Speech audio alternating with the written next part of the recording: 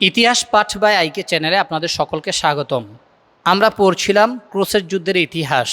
আজকে ১৩তম পর্ব। ফ্রান্স থেকে কনস্টান্টিনোপলের পথে।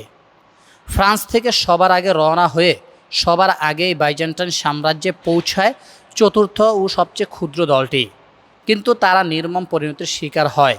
সমুদ্র পথে রওনা হওয়া বাহিনীটি বাইজেন্টাইন সাম্রাজ্যের উপকূলের কাছে এসে প্রচণ্ড জ্বরের শিকার হয় এবং প্রচুর সৈন্য নিহত হয়। বাইজেন্টাইন নৌবাহিনীর একটি দল বাকিদের উদ্ধার করতে সক্ষম হয়।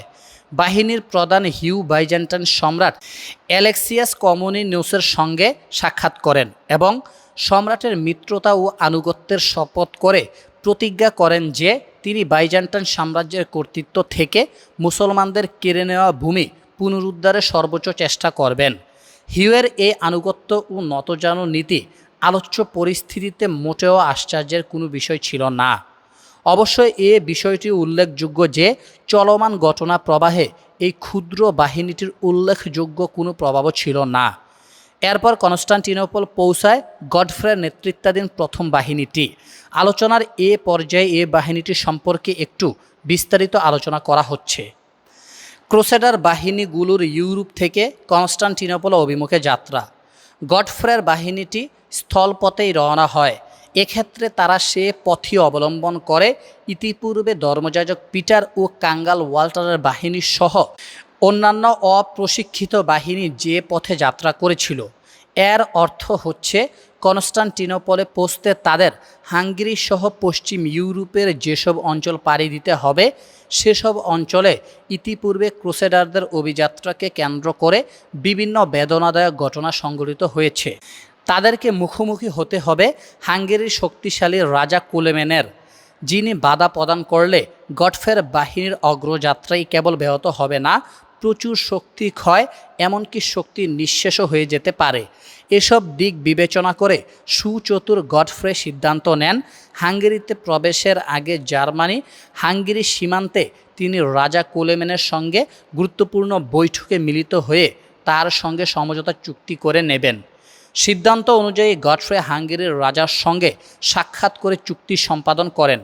চুক্তিতে শর্তারোপ করা হয় যে গডফ্রের বাহিনী হাঙ্গেরি অতিক্রম করার সময় হাঙ্গেরি ভূখণ্ডের কোনো সম্পদ স্পর্শ করবে না, কোনো নাগরিকদের কোনো প্রকার ক্ষতি করবে না। গডফ্রের অঙ্গীকারে রাজা যেন আস্থা রাখতে পারেন, এজন্য তিনি তার বাহিনী হাঙ্গেরি অতিক্রমের সময়ে তার ভাই বল্টউইনকে হাঙ্গেরির রাজার কাছে জামিন রাখার সিদ্ধান্ত নেন। পাশাপাশি গডফ্রে তার বাহিনীর সদস্যদের এ অঞ্চলে কোনো ধরনের লুটতরাজ বা নৈরাজ্য সৃষ্টি করতে কঠোরভাবে নিষেধ করে দেন।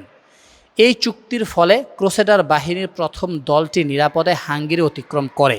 বাইজেন্টাইন ভূখণ্ডে প্রবেশের সময় বেলগ্রেড ও নিস এর মধ্যবর্তী এলাকায় পৌঁছে গডফ্রে বাইজেন্টাইন সম্রাটের একটি প্রতিনিধি দলের সঙ্গে সাক্ষাৎ করেন।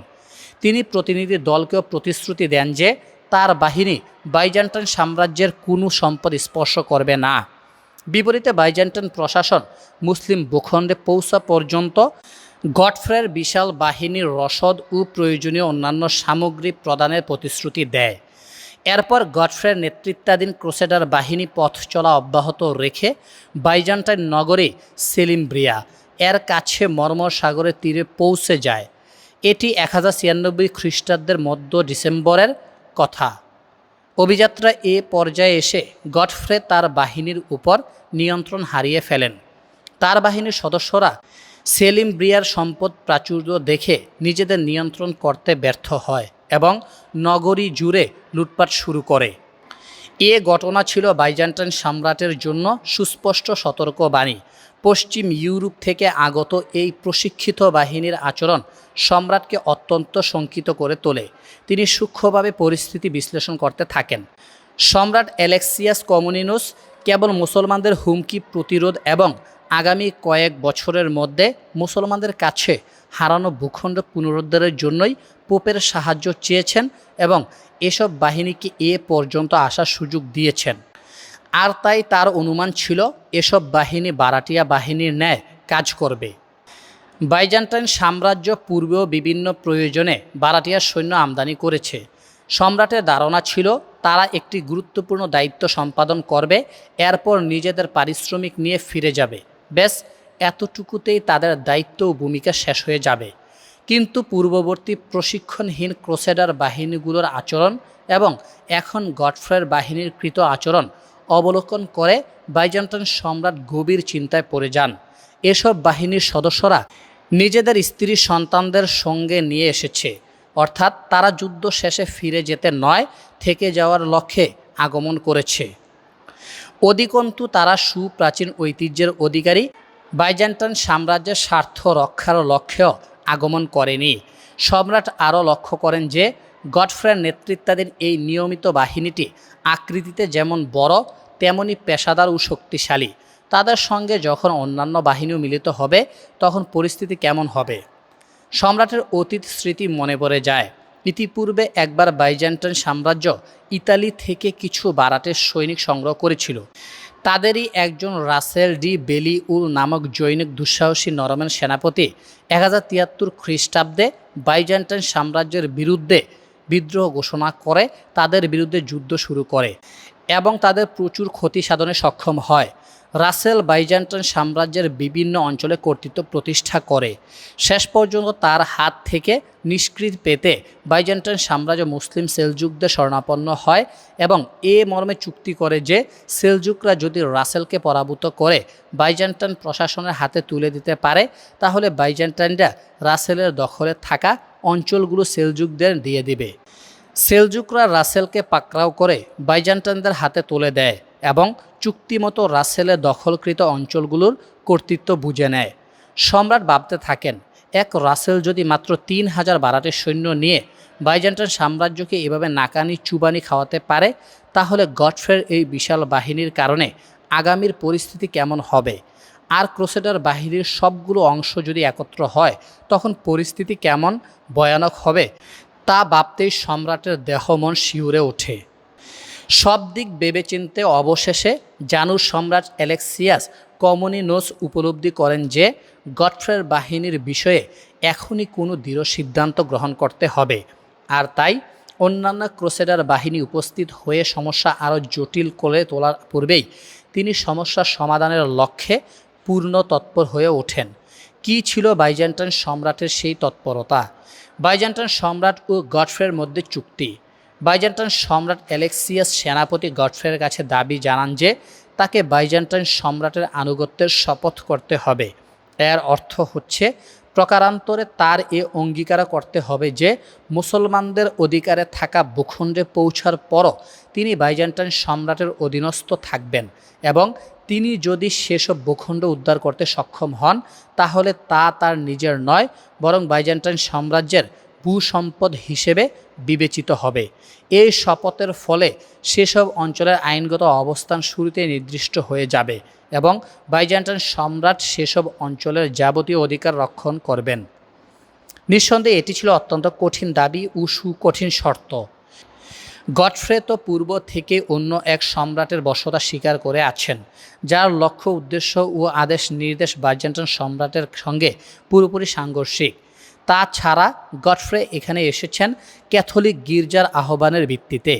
তিনি কি করে অর্থোডক্স গির্জার পরিচালক বাইজেন্টাইন সম্রাটের প্রতি মিত্রতা ও আনুগত্য প্রকাশ করবেন?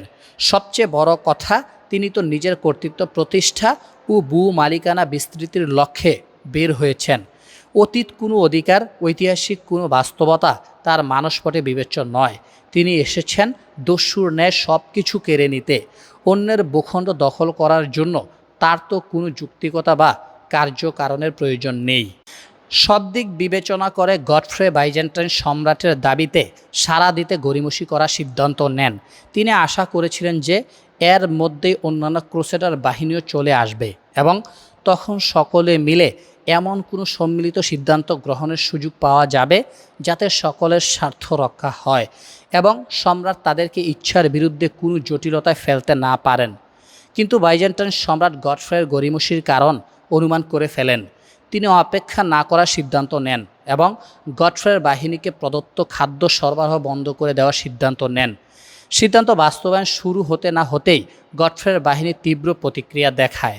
তারা এবার কনস্টান্টিনোপলের আশেপাশের জনপদগুলোতে লুটতরাজ শুরু করে। ফলে বাইজেন্টাইন সম্রাট প্রভাবিত হন এবং সিদ্ধান্ত পরিবর্তনের মনস্থ করে পুনরায় ক্রুসেডার বাহিনীকে রসদ প্রদান শুরু করেন। বরং এবার তিনি কনস্টান্টিনোপলের উপকণ্ঠে পেইরা এলাকায় ক্রুসেডার বাহিনীর অবস্থান ও আপ্যায়নের ব্যবস্থা করেন। পাশাপাশি তিনি কোমলভাবে গডফ্রেকে তার আনুগত্য ও মিত্রতার শপথ করার জন্য পীড়াপিড়ি করতে থাকেন। গডফ্রেও নতুন করে টালবাহানা শুরু করেন। এভাবে টালবাহানার মধ্যেই 1097 খ্রিস্টাব্দের জানুয়ারি থেকে মার্চ পূর্ণ 3 মাস কেটে যায়। এক পর্যায়ে তিনি বাইজেন্টাইন সম্রাটের সঙ্গে সাক্ষাতের প্রস্তাবও প্রত্যাখ্যান করেন। এপ্রিলের শুরুতে বাইজেন্টাইন সম্রাট জানতে পারেন যে ইতালিয়ান নরমান বাহিনী কনস্টান্টিনোপলের কাছাকাছি পৌঁছে গেছে। সম্রাট এই বাহিনীটির শক্তিমত্তা সম্পর্কে ভালো করেই জানতেন। গডফ্রে সমস্যার সমাধানের পূর্বে অন্য কোনো বাহিনী কনস্টান্টিনোপলে পৌঁছে যাক, সম্রাট তা মোটেও চাচ্ছিলেন না। এ কারণেই তিনি নতুন করে আবারও রসদ সরবরাহ বন্ধ করে দিয়ে গডফ্রেকে উত্তেজিত করার সিদ্ধান্ত নেন। গডফ্রেও পাল্টা ব্যবস্থা হিসেবে পেইরা অঞ্চলে হামলা চালিয়ে প্রথমে লুটতরাজ ও পরে অগ্নিসংযোগ করেন। এমনকি তিনি কনস্টান্টিনোপলের নগর প্রাচীরেও হামলা চালান। নিরুপায় হয়ে বাইজেন্টাইন সম্রাট পূর্ণ শক্তির বাইজেন্টাইন বাহিনী নিয়ে বেরিয়ে পড়েন। বাইজেন্টাইন বাহিনীর সামনে গডফ্রে বেশিক্ষণ টিকে থাকতে ব্যর্থ হন এবং বাইজেন্টাইন সাম্রাজ্যের প্রকৃত শক্তি উপলব্ধি করতে সক্ষম হন। এবার তিনি সহজেই নিজের নীতি ও মিত্রতা পরিবর্তন করার সিদ্ধান্ত নেন এবং বাইজেন্টাইন সম্রাটের প্রতি আনুগত্য ও অধীনতার শপথ গ্রহণ করেন। 1097 খ্রিস্টাব্দের এপ্রিল মাসের শুরুর দিকে উত্তরের মধ্যে একটি চুক্তি সম্পাদিত হয়। চুক্তির শর্ত অনুযায়ী গডফ্রে বাইজেন্টাইন সম্রাটের আনুগত্য ও বশ্যতার শপথ করেন। চুক্তিপত্রে উল্লেখ করা হয় যে মানজিকার্টের যুদ্ধের পূর্বে যেসব ভূখণ্ড বাইজেন্টাইন সাম্রাজ্যের অধিভুক্ত ছিল, গডফ্রে ও তার বাহিনীর হাতে সেসব ভূখণ্ড বিজিত হলে তা পুনরায় বাইজেন্টাইন সাম্রাজ্যের অন্তর্ভুক্ত হবে। এর অর্থ হচ্ছে বাইজেন্টাইন সম্রাটের লালসা কেবল এশিয়া মাইনরে সীমাবদ্ধ নয়, বরং এন্টিওক ও এডেসা সহ শামের উচ্চ অঞ্চল এবং ইরাকের বিভিন্ন নগরীও তার চাহিদার অন্তর্ভুক্ত। বরং বাইজেন্টাইন বিভিন্ন বর্ণনা অনুসারে বাইতুল মুকাদ্দাসও চুক্তির অন্তর্ভুক্ত ছিল। যুক্তি এই ছিল যে সম্রাট প্রথম জাস্টিনিয়ান এর আমলে বাইতুল মুকাদ্দাস বাইজেন্টাইন সাম্রাজ্যের অধিভুক্ত ছিল। চুক্তির এই ধারাটি পরবর্তী শতাব্দীকাল ধরে বাইজেন্টাইন ও ক্রুসেডারদের মাঝে এক দীর্ঘ সংঘাতের কারণ হয়ে দাঁড়িয়েছিল। চুক্তি সম্পাদনের পর বাইজেন্টাইন সম্রাট গডফ্রের প্রতি যথেষ্ট আন্তরিকতা প্রদর্শন করতে থাকেন এবং তাকে বহুমূল্যের উপঢৌকন প্রদান করেন। তবে কনস্টান্টিনোপলেই যেন গডফ্রের সঙ্গে বোহেমন্ডের বাহিনীর সাক্ষাৎ না হয়ে যায়, এ উদ্দেশ্যে তিনি দ্রুত গডফ্রের বাহিনীকে এশিয়া মাইনর অভিমুখে রওনা করিয়ে দেন। এখন তিনি নিশ্চিন্তে সঙ্গীহীন বোহেমন্ডের সঙ্গে দর কষাকষি করতে পারবেন। গডফ্রে তার বাহিনী নিয়ে বসফরাস প্রণালী পাড়ি দিয়ে এশিয়া মাইনরে পা রাখতেই বোহেমন্ড তার বাহিনী নিয়ে কনস্টান্টিনোপলে এসে পৌঁছেন। বোহেমন্ডের বাহিনী ইতালি থেকে সমুদ্র পথে আলবেনিয়ার সামুদ্রিক নগরী এবলুনাতে অবতরণ করেন। এরপর সেখান থেকে বলকান অঞ্চল হয়ে কনস্টান্টিনোপলে পৌঁছায়। বোহেমন্ডের বাহিনীর আগমনে বাইজেন্টাইন সম্রাট সন্তুষ্ট হয়ে পড়েন। ভীত হওয়ার কারণ শুধু বাহিনীটির শক্তিমত্তাই ছিল না, বরং সম্রাটের রাসেল ডি বেলিউলের স্মৃতি মনে পড়ে যায়। সম্রাটের আরও মনে পড়ে যায় স্বয়ং বোহেমন্ড কর্তৃক 1081 খ্রিস্টাব্দে কনস্টান্টিনোপল অবরোধের স্মৃতি। এখন তো বোহেমন্ড আগের চেয়ে কয়েকগুণ বড় বাহিনী নিয়ে আগমন করেছেন, আর অন্যান্য ক্রুসেডার বাহিনী তো আছেই। আপনারা শুনছিলেন ক্রুসেড যুদ্ধের ইতিহাস। আজকে 13তম পর্ব শেষ হলো। ধন্যবাদ সবাইকে।